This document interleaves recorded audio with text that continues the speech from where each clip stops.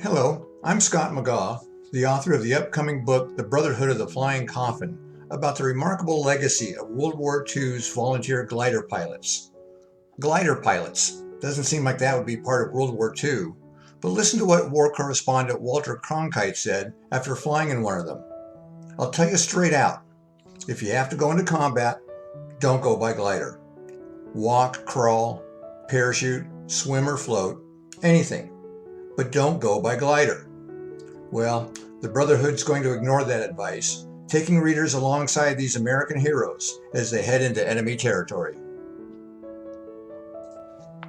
The Brotherhood will be my 11th book, a reflection of my passion for honoring those who serve our country in uniform.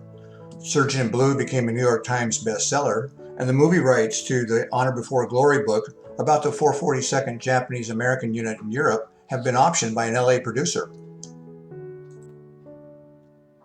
I'm especially pleased that Osprey Publishing, the leading international publisher of military books in the world, which is based in London, has purchased the manuscript.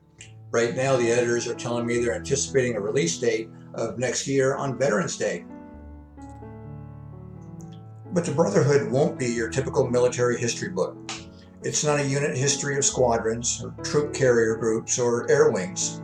Instead, it focuses on the incredibly brave young men who left large cities, perhaps their families' farms, or towns the size of a single cafe, to volunteer for glider duty, to fly gliders that were unarmed and fabric covered, knowing that they would be landing in enemy territory and be immediately surrounded.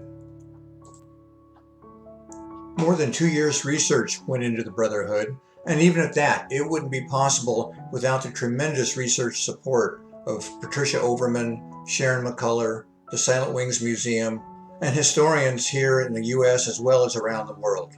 They enabled me to read the letters that glider pilots sent home, to take a look at their diaries and begin to imagine what they were enduring, review their logbooks, read their after-action reports, and then listen to the oral histories they recorded later in life.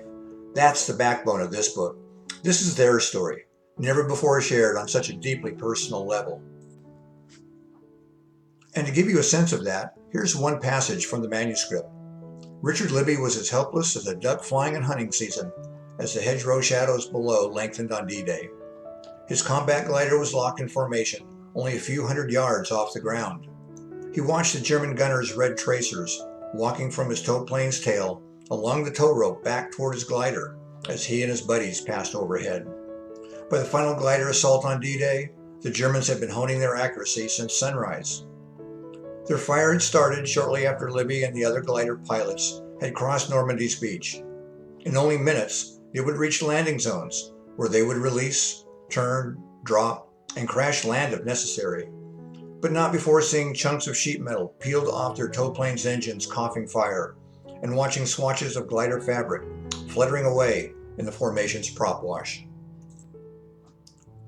Their story is one of faith among men who were only a few years past high school, a few who were married and had children at home, and some who were so young they had forged birth certificates to get into the military. But they all shared a faith in a program that did not exist at the beginning of the war, in trusting their training and relying on the teamwork of strangers, and a joint willingness to fly into unbelievable danger for the sake of the greater mission. You know, I spent about 2 years researching the Brotherhood, and time again I was either astounded or shocked really at what they endured and what they accomplished. But most importantly, they inspired me. They inspired me to remember what the greatest generation has come to mean to this country, and to remember that only 1% of Americans today serve our country in uniform. All of them are so worthy of our undying honor and our respect and our support. And I think readers of the Brotherhood will also come away equally grateful, and maybe even humbled, and certainly inspired. If you'd like to keep current on the Brotherhood's progress toward its release, here's where you can follow me, or how you can join my email list for periodic updates. And thank you for your interest in the Brotherhood of the Flying Coffin and in honoring these great American heroes.